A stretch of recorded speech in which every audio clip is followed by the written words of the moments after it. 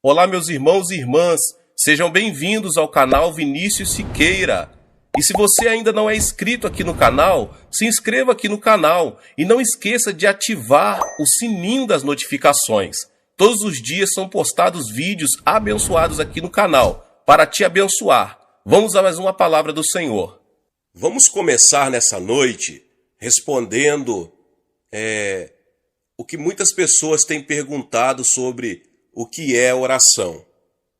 Meus irmãos e irmãs, em poucas palavras, oração é um diálogo com Deus, no qual nos enxertamos nele. Se vamos orar efetivamente, devemos condicionar nossos pensamentos e atitudes aos seus correspondentes divinos. Nossos pensamentos retos, sejam ou não realmente expressos em palavras, constituem uma oferta agradável a Ele. Mas de que maneira podemos julgá-los aos olhos divinos? Nosso padrão de medida é a Sua palavra, a palavra de Deus. O Criador registrou seus pensamentos na Bíblia. Quando a lemos com o coração aberto, ajustando os pensamentos à palavra e depositando em Deus a nossa confiança, Ele responde a oração conforme sua boa vontade. Jesus deu-nos esta maneira de pedir-lhe como o mais importante resumo da palavra. Ela nos indica qual é a maneira reta de pensar que devemos implantar no coração. Deus se torna nosso Pai. Seu reino vem ao nosso coração, à nossa vida e a este mundo. Deus satisfaz todas as nossas necessidades diárias. Ele nos livra do mal e não nos deixa cair em tentação. Perdoa nossos pecados e nos livra do mal. Jesus orou o que se tornou conhecido como a oração do Senhor, em resposta ao pedido dos discípulos que desejavam receber uma lição sobre a maneira de orar. E os pontos que Jesus abrangeu são significativos como modelo para nossos próprios pensamentos em relação a Deus. Logo no início, Jesus ensinou com clareza os fundamentos da atitude própria que deveríamos ter para com Deus. Pai nosso que estás nos céus.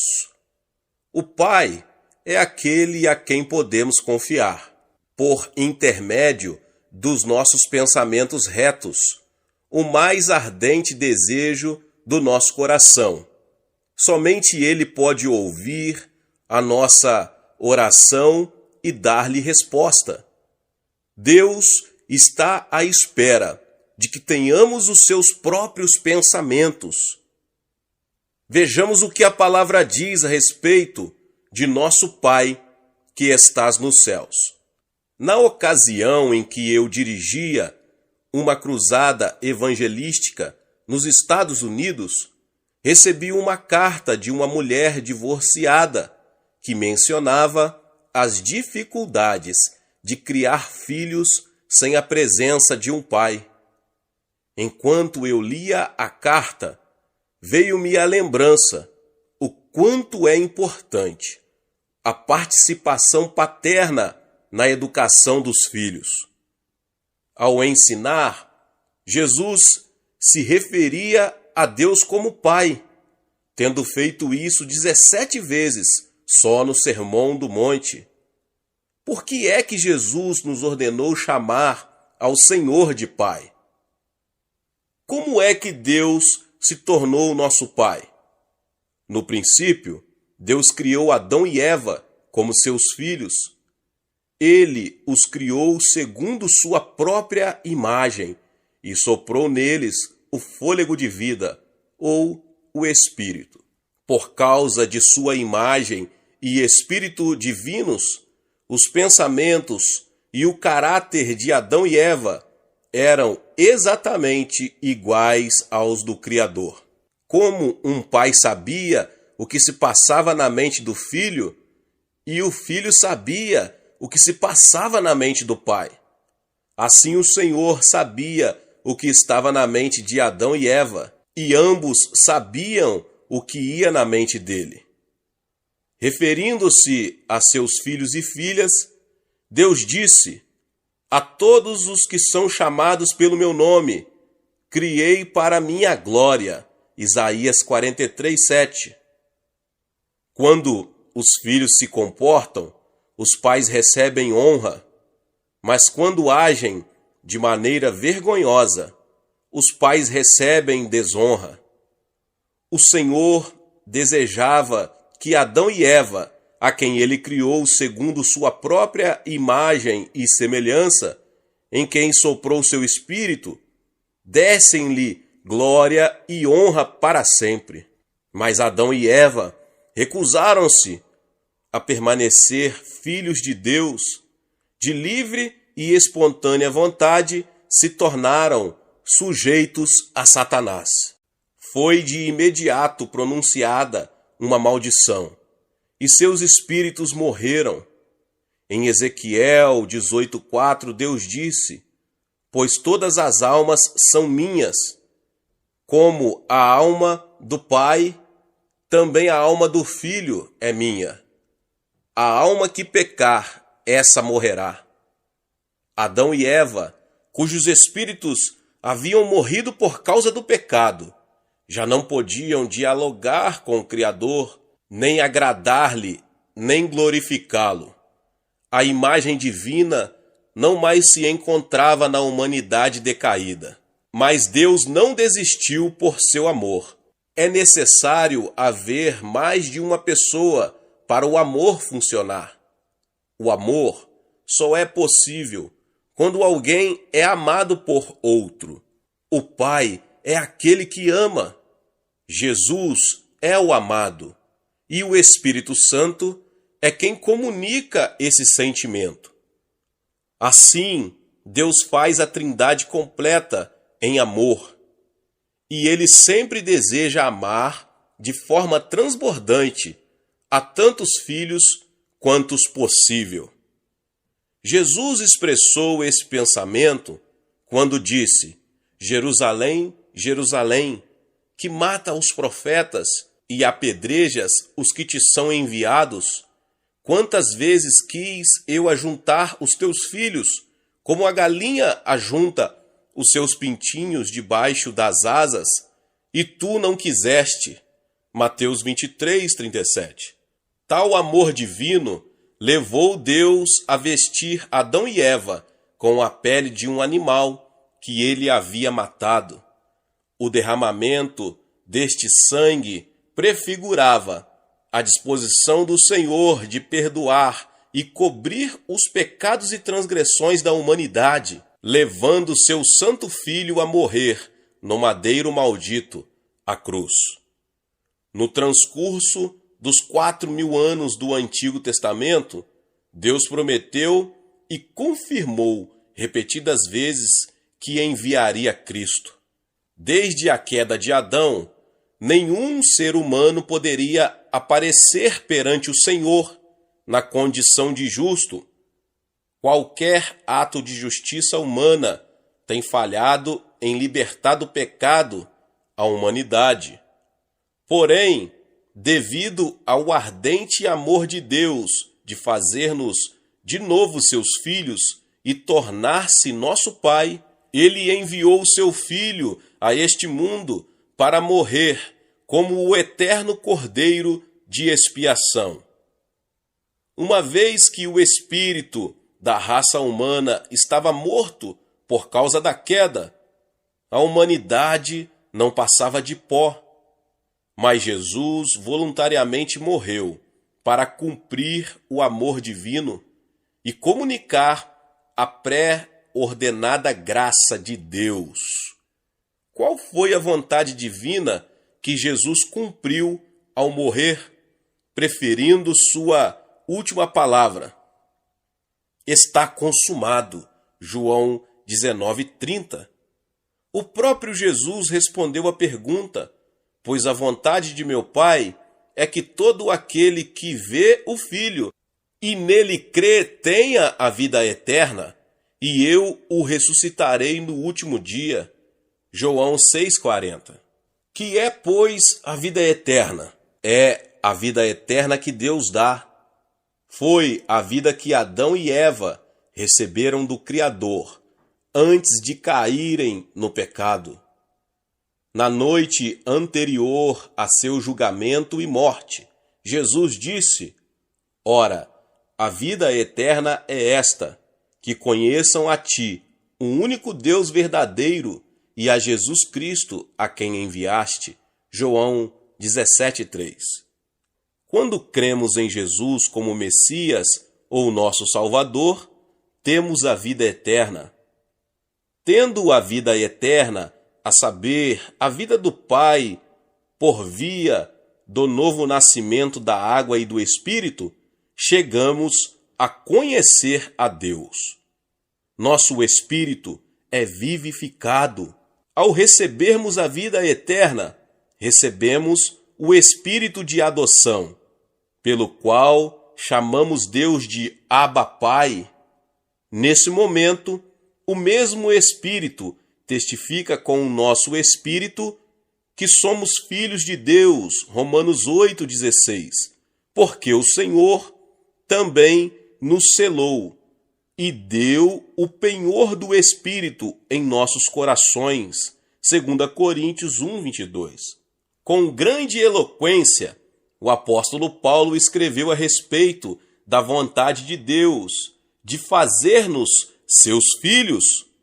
Bendito seja o Deus e Pai de nosso Senhor Jesus Cristo, o qual nos abençoou com todas as bênçãos espirituais nas regiões celestiais em Cristo, e em amor nos predestinou para sermos filhos de adoção por meio de Jesus Cristo, para si mesmo, segundo o beneplácito da sua vontade, para louvor e glória da sua graça, a qual nos deu gratuitamente no amado.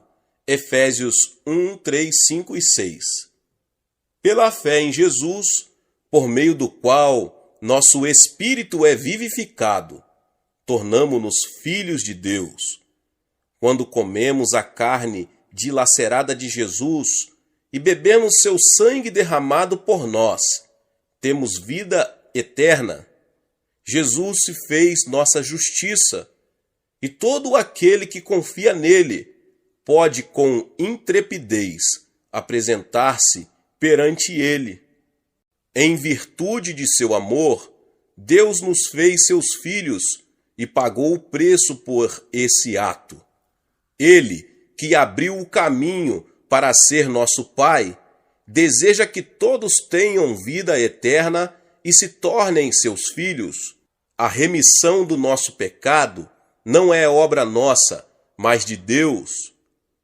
Ele cumpriu todas as condições necessárias para que tivéssemos vida eterna e nos tornássemos seus filhos.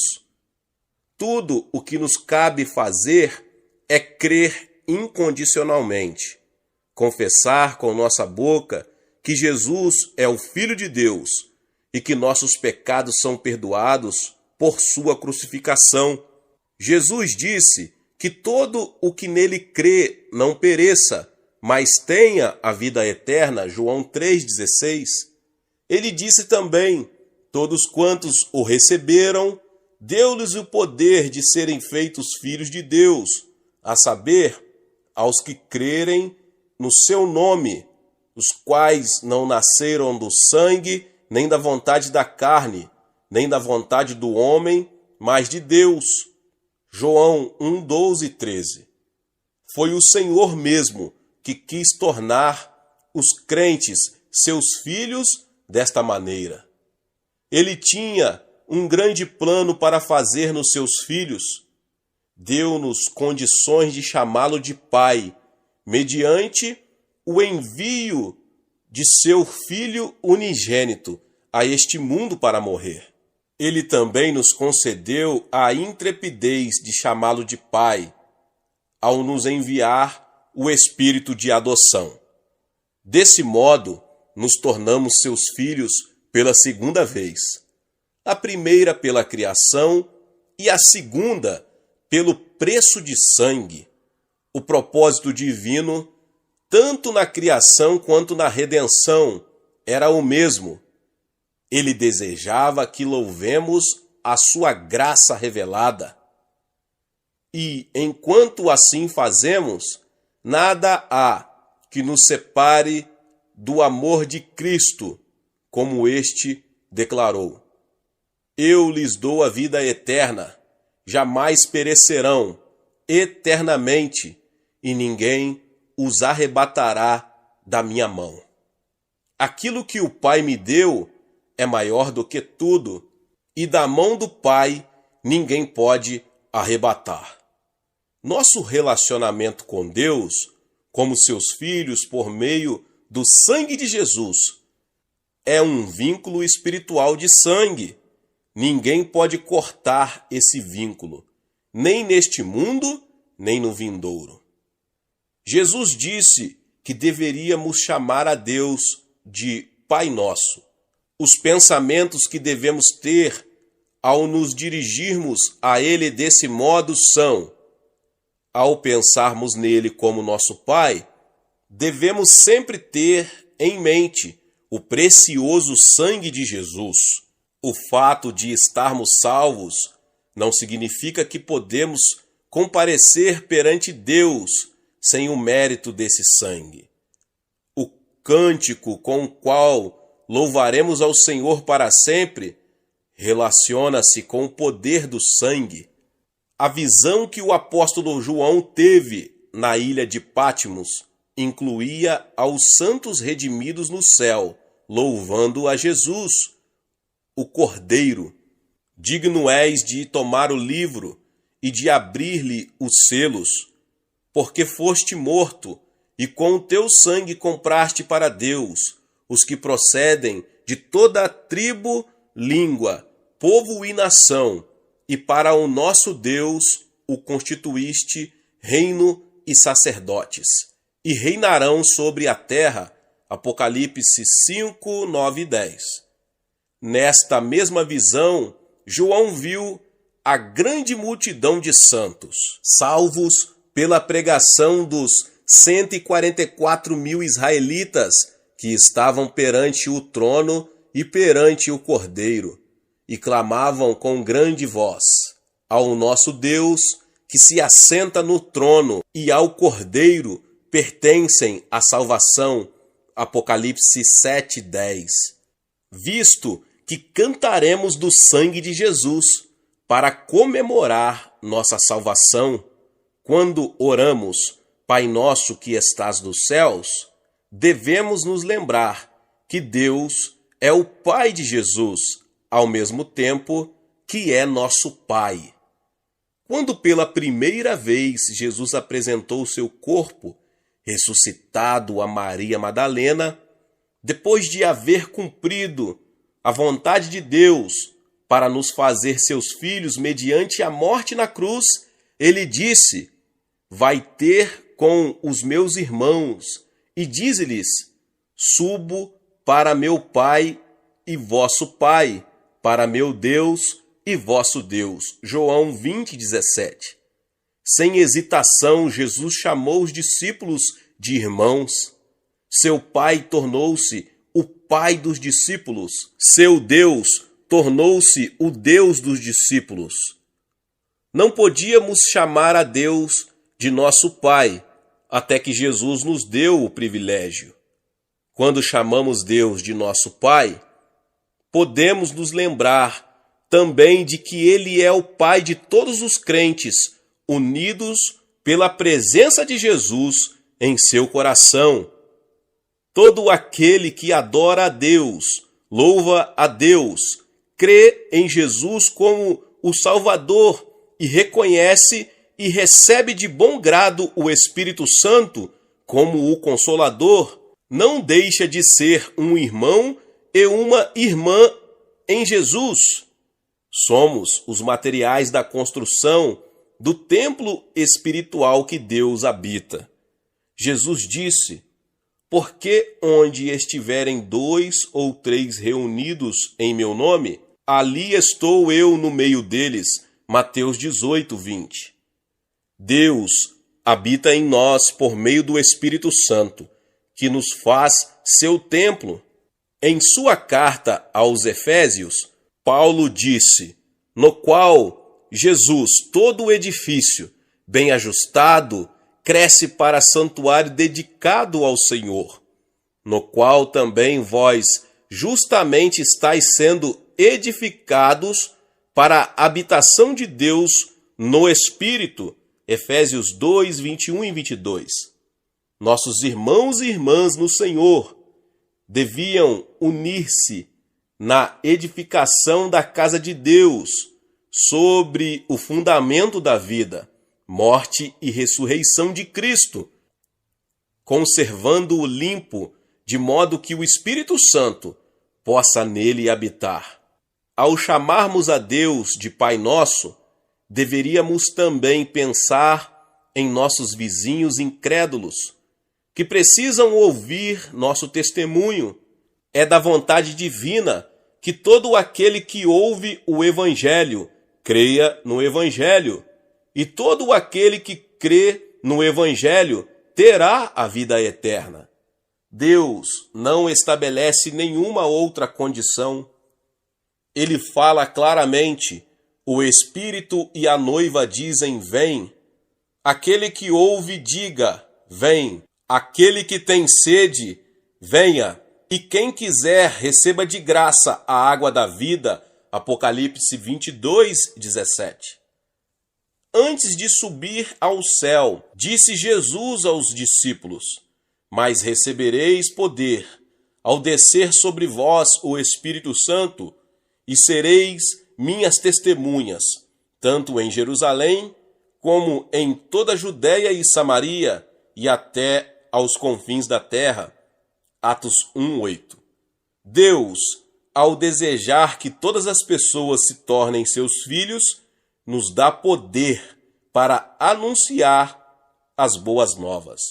Quando falamos com nosso Pai, devemos ter pensamentos corretos acerca de onde Ele está. Devemos abandonar a noção de que Ele está num lugar vagamente definido, distante, e substituir esse pensamento por um quadro específico do lugar onde Ele habita, quer em termos de espaço, quer em termos de tempo. Ele diz em Isaías 43:10 que deseja que o conheçamos nos mínimos detalhes. Por isso, consideremos o que sabemos acerca de sua habitação e de seu ser. Mas muitos perguntam: onde está Deus? Desde a queda de Adão e Eva, ninguém pode conhecer o Criador por si próprio. O pecado irrompeu o caminho do conhecimento dele. A não ser que Deus se manifeste hoje, ninguém pode conhecê-lo. Quando pela primeira vez li a Bíblia, depois de abrir meu coração para o Evangelho, o ministério e o amor de Jesus comoveram-me muito. Um problema, porém, me aborrecia. Segundo minha maneira de ver, os milagres de Jesus aconteceram há 2000 anos na Judéia. Eles nada tinham a ver comigo, vivendo agora no extremo Oriente. A Bíblia que eu lia não passava para mim de um livro de acontecimentos históricos.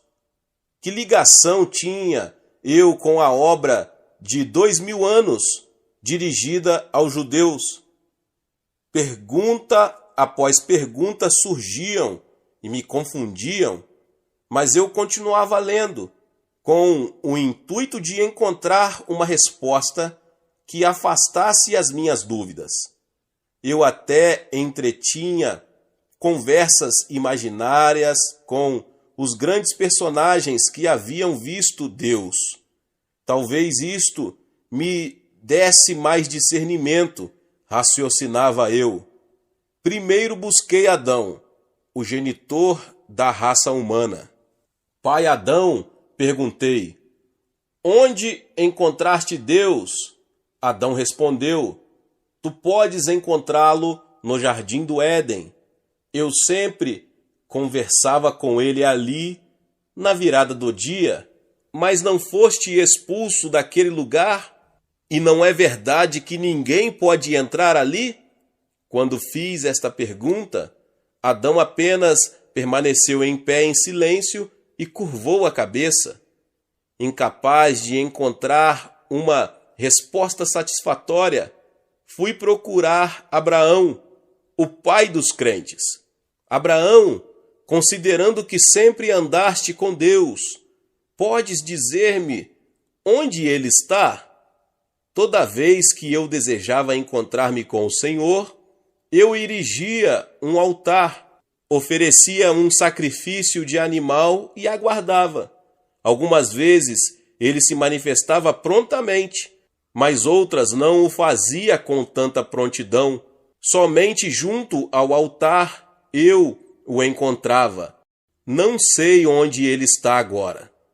Então me dirigi a Moisés, o grande servo do Senhor, que obedeceu a Deus e livrou os israelitas do Egito. Moisés, não te encontraste com o Altíssimo numa chama de fogo, num arbusto, no monte Horebe? E também não encontraste com ele no alto do monte Sinai? Certamente podes dizer-me onde ele está. Deus habitava no tabernáculo que havíamos construído. Eu sempre o encontrava diante do propiciatório no tabernáculo, mas não sei onde ele está agora. Ainda insatisfeito, fui ao rei Salomão. Rei Salomão, tu construíste o templo onde o Senhor habitaria. Nesse caso, pode dizer-me onde ele está agora? Claro que Deus habitava no templo que construí. As pessoas sempre iam orar ali e recebiam respostas, mesmo quando se encontravam em país estranho. Elas recebiam respostas se orarem com o rosto voltado para o templo. Ó rei, mas o templo não caiu há 2.600 anos durante a invasão da Síria e da Babilônia?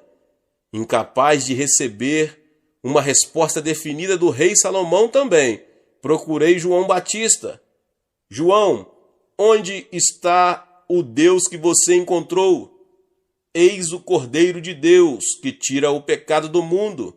Respondeu ele, Deus está em Jesus. Sentindo o coração agitar-se, comecei a leitura dos evangelhos de Mateus a Marcos, de Lucas a João.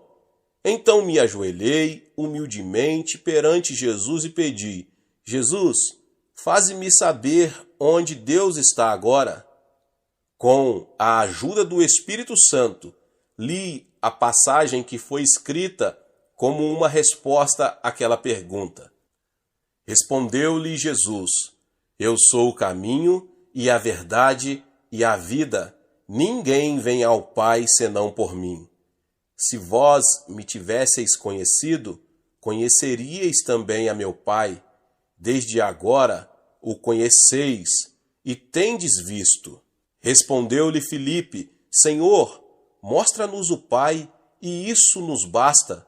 Disse-lhe Jesus, Filipe, há tanto tempo estou convosco, e não me tens conhecido? Quem me vê a mim, vê o Pai. Como dizes tu, mostra-nos o Pai? Não crês que eu estou no Pai e que o Pai está em mim? As palavras que eu vos digo, não as digo por mim mesmo, mas o Pai que permanece em mim faz as suas obras. Crede-me que estou no Pai, e o Pai em mim. Crede ao menos por causa das mesmas obras. João 14, 6 ao 11. Quando ouvi a voz de Jesus, através desta passagem, a luz da verdade começou a brilhar em meu coração, e as nuvens da dúvida começaram a dissipar-se. Mas eu não estava completamente livre da dúvida. Perguntei de novo: Senhor Jesus, quando estiveste neste mundo, as pessoas se encontravam com o Pai e viam suas obras por teu intermédio. Mas desde que foste crucificado, morto e ressuscitaste e subiste ao céu, não podemos encontrar Deus. Onde Ele está neste momento, agora? Jesus respondeu-me, trazendo-me à mente e ao coração outro trecho da Escritura. E eu rogarei ao Pai, e Ele vos dará outro Consolador, a fim de que esteja para sempre convosco o Espírito da verdade, que o mundo não pode receber, porque não o vê, nem o conhece. Vós o conheceis, porque Ele habita convosco e estará em vós. Não vos deixarei órfãos, voltarei para vós outros. Ainda por um pouco, e o mundo não me verá mais. Vós, porém, me vereis, porque eu vivo, vós também vivereis. Naquele dia, vós conhecereis que eu estou em meu Pai, e vós em mim, e eu em vós. João 14, 16 ao 20. Esta palavra de Jesus me levou instantaneamente à luz, porque por meio dela aprendi que quando eu havia recebido a Jesus em meu coração como Salvador, o Pai e seu Filho tinham ambos vindo a mim por intermédio do Espírito Santo. Daquele momento em diante, resolutamente resisti à tentação do diabo. Deus, em meu coração, dispersou as nuvens da dúvida. Como disse Jesus, se alguém me ama, guardará a minha palavra, e meu Pai o amará, e viveremos para ele, e faremos nele morada. João 14, 23. Os apóstolos acentuaram repetidas vezes que o Senhor está conosco. Se perguntássemos ao apóstolo Paulo onde está Deus, ele provavelmente diria: não sabeis que sois santuário de Deus e que o Espírito de Deus habita em vós? João provavelmente responderia: filhinhos, vós sois de Deus e tendes vencido os falsos profetas, porque maior é aquele que está em vós do que aquele que está no mundo. Então, onde está ele dentro de nós? A Bíblia diz: Deus, que também nos selou e nos deu o penhor do Espírito em nossos corações. Ele está dentro de nossos corações através do Espírito Santo. E uma vez que ele está em nossos corações, estes se tornaram o reino do céu. Conforme disse Jesus, o reino de Deus está dentro de nós. O nome Emanuel realmente significa Deus conosco. É nosso coração, pois a única morada da divindade? Não. Se fosse, a promessa bíblica concernente ao lar celestial, no qual algum dia estaremos, seria vazia. Jesus certamente disse: vou preparar-vos lugar, e quando eu for e vos preparar lugar, voltarei e vos receberei para mim mesmo, para que onde eu estou, estejai vós também. Marcos registrou: de fato, o Senhor Jesus, depois de lhes ter falado, foi recebido no céu e assentou-se à destra de Deus. O escritor da carta aos Hebreus também contemplou Jesus, que está assentado à destra do trono de Deus. Além disso, o apóstolo João descreveu com detalhes a morada do Altíssimo ao registrar sua visão. Seu propósito era mostrar que Deus finalmente revelará seu reino eterno no lugar chamado céu, no momento oculto a nós. Ele nos levará para lá a fim de vivermos para sempre com ele. Porque, pois, Deus veio a esta terra e porque está habitando em nosso coração. Visto que o Senhor é justo e santo, nenhum membro injusto da raça humana decaída poderia comparecer diante dele. Ninguém poderia conhecer nada a respeito dele, uma vez que o espírito da raça humana morreu quando Adão caiu. Até mesmo o mais erudito hoje é como um cego quando se trata do conhecimento da divindade. A não ser que Deus nos permita conhecê-lo, o olho não pode ver, nem pode o ouvido ouvir, nem entrará no coração do homem as coisas que o Pai preparou para os que o amam. Jesus veio à Terra em forma humana, a fim de cumprir a vontade do Pai e revelar este a nós, mediante o perdão dos nossos pecados e a nossa admissão como membros da família divina. Se nossos pecados estão perdoados, se nascemos de novo pelo poder do sangue de Jesus, ele entrará em nossos corações e aí habitará mediante o Espírito Santo. Deste momento em diante, nos tornamos filhos de Deus e cidadãos do céu. Se somos cidadãos do céu, também receberemos e gozaremos as bênçãos que o Pai preparou para nós. O Pai guarda e levanta os filhos que ele comprou com o preço do sangue de seu Filho unigênito. Ele lhes dá crescimento e os faz produzir fruto.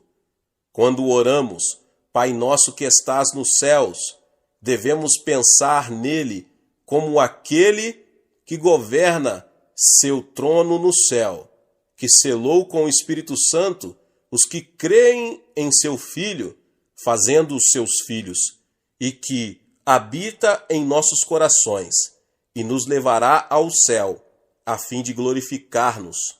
Tal Deus é nosso Pai. Agora, meus irmãos, como é Deus em relação ao presente, o passado e o futuro? A qual período de tempo pertence o Altíssimo? Algumas pessoas dizem que ele trabalhou no passado. Voltaire, filósofo francês, sustentava que Deus criou este mundo como um relojoeiro fazia um relógio perfeito. Contudo, ele nada faz no momento porque tudo funciona bem de acordo com as leis que ele estabeleceu. Alguns teólogos sustentam a morte deste Deus que se revelou, executou milagres e trabalhou entre nós. Afirmam que este mundo será um lugar melhor de se viver se usarmos apenas a sabedoria humana e o sistema social inventado pelo homem. Examinemos à luz da Bíblia como a afirmação deles é falsa e maligna. Disse Deus ainda a Moisés: assim dirás aos filhos de Israel: o Senhor, o Deus de vossos pais, o Deus de Abraão, o Deus de Isaque e o Deus de Jacó, me enviou a vós outros. Este é o meu nome eternamente, e assim serei lembrado de geração em geração. Êxodo 3,15. Esta passagem mostra que o Deus de Abraão era o mesmo Deus de Isaque e de Jacó. Ele também se tornou, no tempo do Êxodo, o Deus de Moisés e o Deus do povo de Israel. Disse ele: porque eu, o Senhor, não mudo, por isso vós, ó filhos de Judá, não sois consumidos. Malaquias 3,6. Para os seus fiéis no Antigo Testamento, Deus sempre foi o Deus do presente. O Deus de Abraão era o Deus de Samuel, e o Deus de Samuel era o Deus de Salomão, e o Deus de Daniel. Seria o Deus do Antigo Testamento o mesmo do Novo Testamento? No quarto dia depois da morte de Lázaro, Jesus veio a Betânia, ao lar de Marta e Maria, irmãs do falecido. Marta prostrou-se diante de Jesus e queixou-se, chorando: Senhor, se estiveras aqui, meu irmão não teria morrido. Marta confiava no poder de Jesus no passado, mas ele respondeu: teu irmão há de ressurgir. Eu sei que ele há de ressurgir na ressurreição, no último dia. Marta conhecia o Jesus do passado e do futuro, mas não do presente, capaz de realizar um milagre perante os seus olhos. Jesus suspirou e disse: Eu sou a ressurreição e a vida. Quem crê em mim, ainda que morra, viverá. E todo aquele que vive e crê em mim não morrerá eternamente. Crês isto? João 11, 21 ao 26. O Deus a quem chamamos de nosso Pai é Senhor do passado e do presente. Ele criou este mundo e o sustenta por seu poder, operando diariamente, segundo a sua vontade. Mas ele é também o Deus do futuro. Jesus, pouco antes de subir ao céu e apresentar-se à destra de seu Pai, disse aos seus discípulos: E eis que estou convosco todos os dias, até a consumação do século. Mateus 28, 20. Como tudo o que Jesus prometeu acontece diariamente em nossas vidas, estas suas palavras são uma verdade infalível. Mesmo depois da ascensão de Jesus, os apóstolos escreveram a respeito do Deus do presente. Ora, aquele que é poderoso para fazer infinitamente mais do que tudo quanto pedimos ou pensamos, conforme o seu poder que opera em nós. Efésios 3:20. Porque Deus é quem efetua em vós tanto o querer como o realizar, segundo a sua boa vontade. Jesus Cristo ontem e hoje é o mesmo e o será para sempre. Além disso, da era apostólica aos dias atuais, milhões de nossos antepassados na fé caminharam com o Deus do presente, até que foram chamados ao céu. Nosso Pai é o Deus vivo, que é o mesmo ontem e para sempre. Deus te abençoe, você que chegou até aqui. Se você ainda não é inscrito no canal, se inscreva aqui no canal Vinícius Siqueira e ative o sininho das notificações. Todos os dias são postados vídeos abençoados aqui no canal para te abençoar. Deixe também o seu like e não se esqueça de compartilhar esta palavra com mais pessoas. Nos vemos nos próximos vídeos. Amém.